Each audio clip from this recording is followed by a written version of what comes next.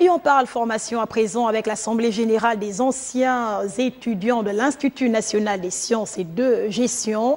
Il était donc question de l'élection du bureau exécutif. Les précisions de Georges Kombila. Ils sont résolument déterminés à raviver la flamme de cette structure associative créée en 2003 par les anciens étudiants de l'INSG, Institut de sciences et de gestion.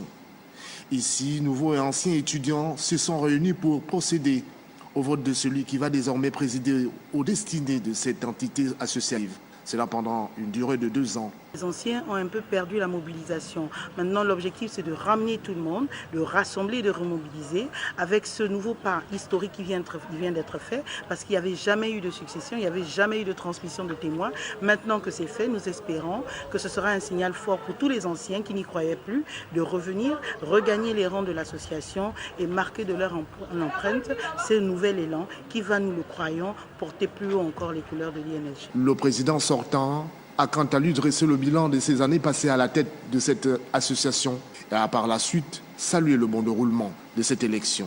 Je félicite le président entrant et je conseille qu'il renforce le réseautage parce que nous sommes un réseau de cadres très important. Élu avec 53,6% de suffrages, le nouveau président visiblement heureux fixe le cap. La première action, c'est d'entrer en contact avec tout le monde. Et dès qu'on est entré en contact avec tout le monde, nous allons convoquer de nouvelles assemblées générales. D'abord une première pour compléter les postes du bureau qui n'ont pas été pourvus.